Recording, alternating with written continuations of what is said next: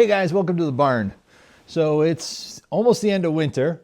We just had an ice storm, but it's almost 50 degrees today and it's supposed to get into the 60s, maybe even 70 degrees this week coming up.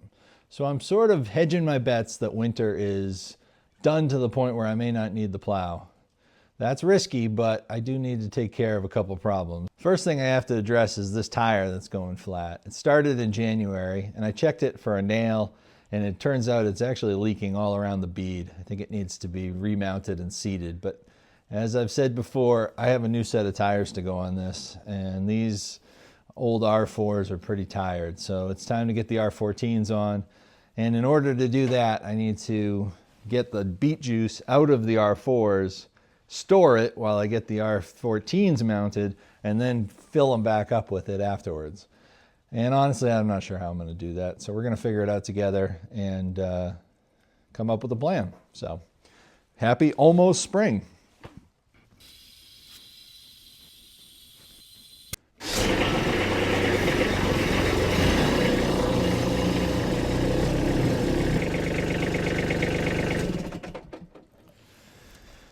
First thing I got to do to take the lines off is turn on the system, activate the third function valve. That way there's no more pressure on the lines. Once the pressure's released, they come right out nice and easy. Cap them off, keep them clean.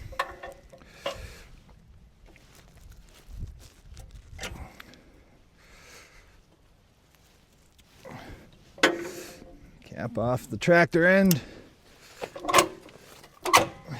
And we're done.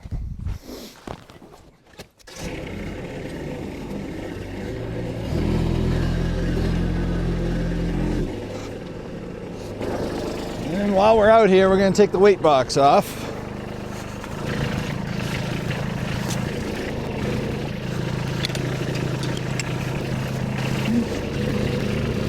He's fighting me today.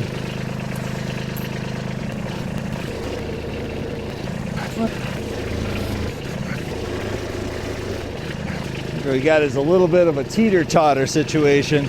Because these are all linked together, it's pulling down on one side while lifting up on the other. I'm going to try shimming it up.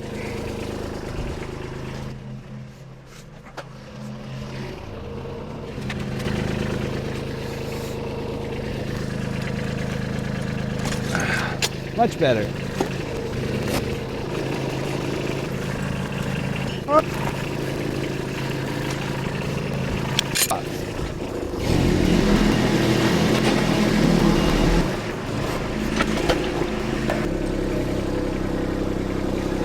Let's scoop this weight box up and put it away, hopefully for the year. I'd say it's a pretty safe bet I'm not bringing it out again. Even if I need to use the plow, I'll keep the backhoe on.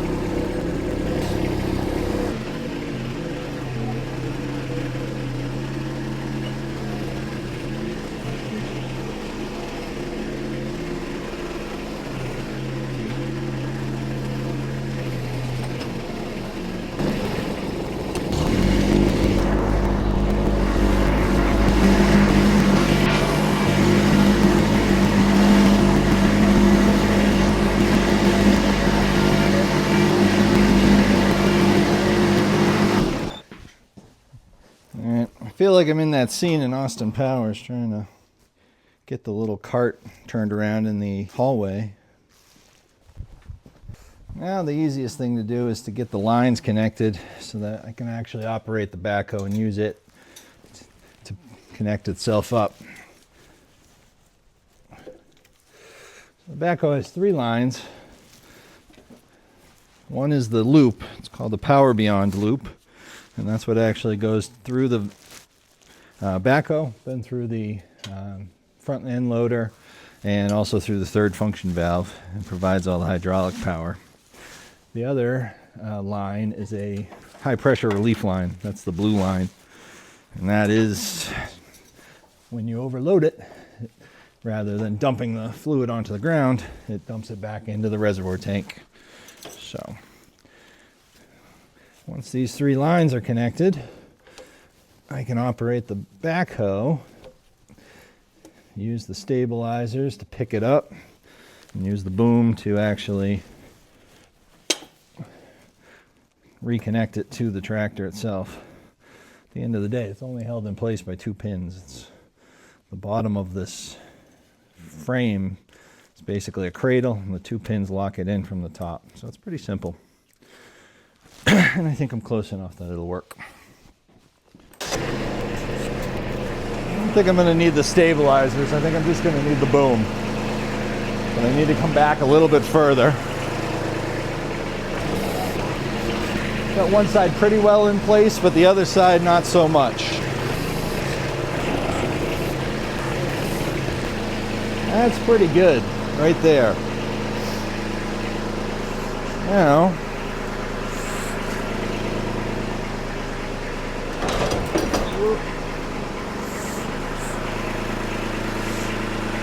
I don't want to crush my ladder, so I'm going to hurl this bucket and get the...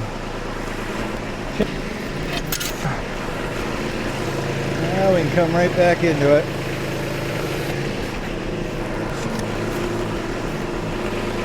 Getting pretty close. Right about there. Push these lines down out of the way. Pin in. There's a retainer for the slot. And we are complete. The chain back. And I'm going to put my retainer pin in because the boom is going to inevitably float down. So I'll just help it to that position now. Now we're good.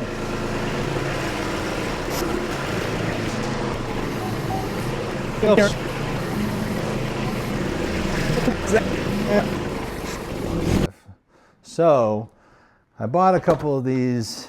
These are 18-gallon Husky containers. And I figure, I know for sure one of those tires is lower than the other because one had a nail in it and was leaking. I don't know exactly how many gallons difference, but I'm guessing they're probably both a little on the low side, so I'm hoping that it'll fit in here. Then my hope is I can store it until I get the tires changed.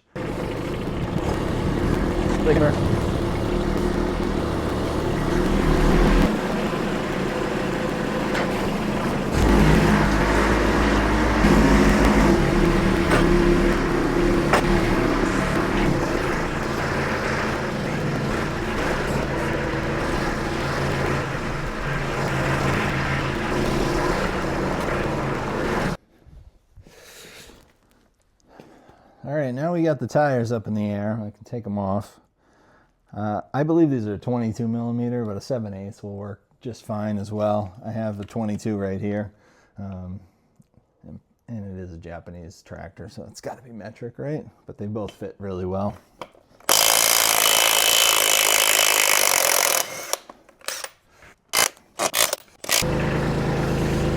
There we go.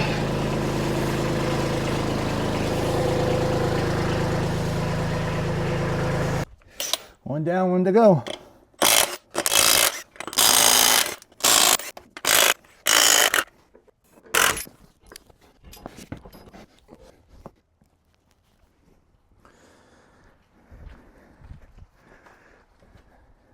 So my plan here is to pull the valve stem out. Start with that. See what happens.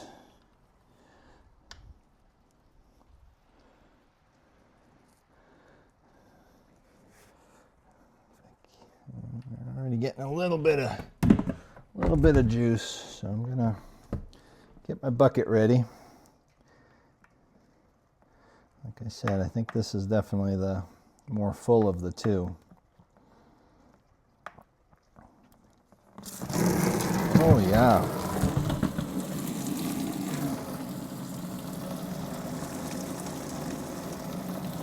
Oh, it smells like coffee.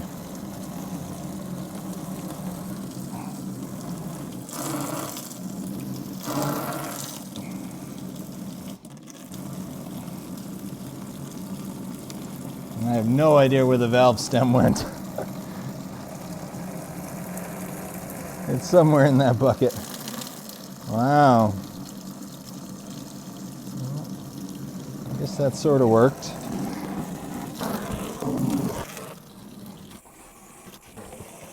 You gotta be getting down to the level of this thing stopping soon, which will be helpful because I gotta get this bucket onto the floor. And the way it's coming out right now, I can't do that. Okay, I'm sort of cautiously optimistic that we're slowing down.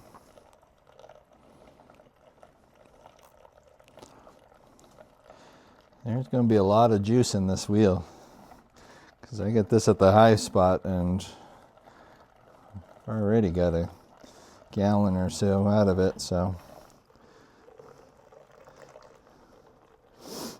it smells like chocolate and coffee. Doesn't smell bad. Does not smell like beet though.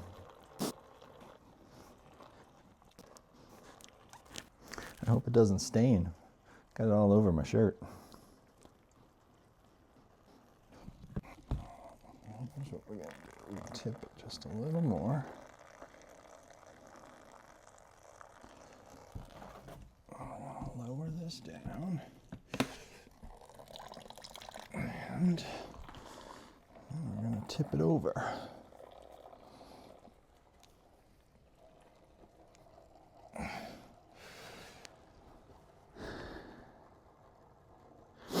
And then we might just have to wait.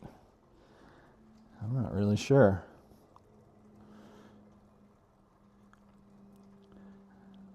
I can back pressurize it, which will push it out faster. Maybe I'll do that.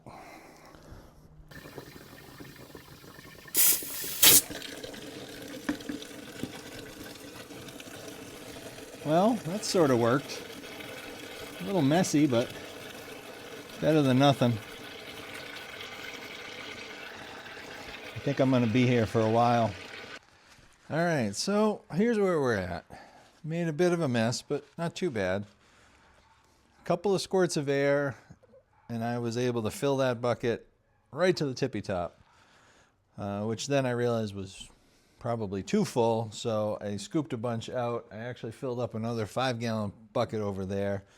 So I'm thinking this tire definitely had more than 18 gallons in it, probably closer to 20. There's still stuff in there, so what I've done is I've taken the nut off of the valve stem and I actually just dropped the valve stem right into the tire. I'm not going to need it. I'll pull it out when we dismount it eventually. So now I'm going to get a fluid extractor and I'm going to try to pull the rest of that fluid out that way. So I've got a pneumatic fluid extractor here. I'm going to give this a go.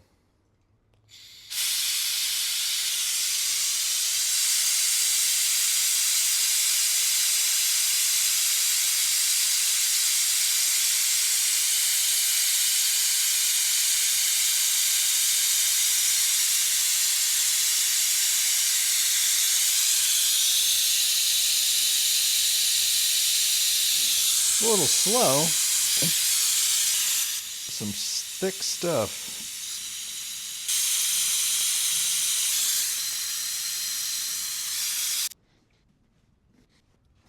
All right, well, the pneumatic one, super slow.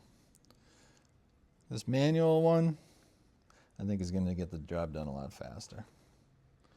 It's like a big syringe. 500 cc's at a time. So it's basically a 1 pint extractor. We'll see.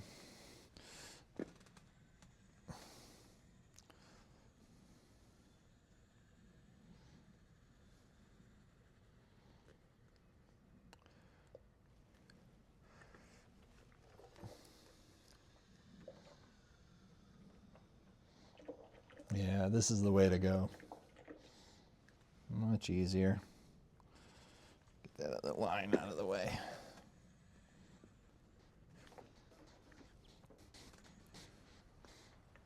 If I think of it, I'll put the link in the description as to what this thing is. I got it on Amazon.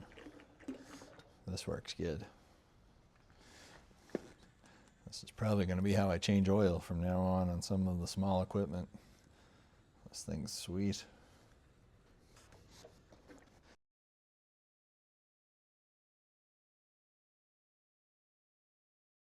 All right, so we're pretty well done with this tire. I'm just letting the foam rest a little bit. Just see if I can get anything else out of here. I think I'm actually hooking on the valve stem that I dropped in there. So at this point, I've showed you how to do it maybe the difficult way. And that would be a good way to do it if you were going to, say, be putting those tires back onto a different machine or saving them for future use, or if you just needed to like replace a rim and you needed to get it out without destroying the tire. Now I'm just going to go with what I think is going to be the easiest way. That's just to drill a hole.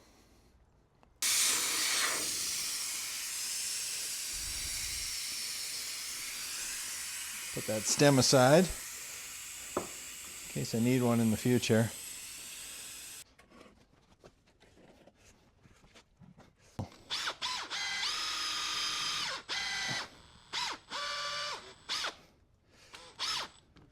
There we are.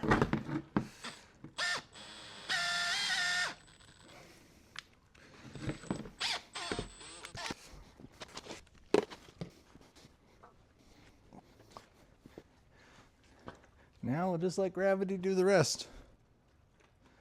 And I got to keep an eye on that bin because I don't want to overfill it. All right, so at this point, this tire's empty. That was definitely a lot faster. I am going to rinse it out, and I pulled the valve stem, or I popped the valve stem in so I could do that. Like I said, I'm changing the valve stems, so I don't need these, but even if I were going to save them, say I was changing out the rim, you could always get the valve stem back when you dismount the tire. It's just floating around in there. But without the valve stem, I can fill up the tire with some water and kind of flush it out so that when I go to put those new tires on, my buddy's not getting coated in brown, gooey beet juice.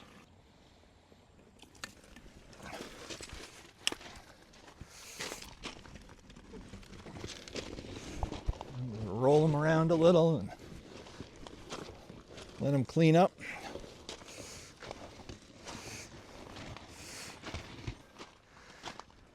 So it'll probably be a few more days until I get over to get the new tires mounted.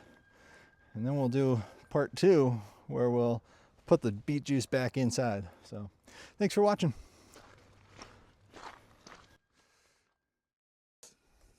The title of this video is going to be Pay Somebody.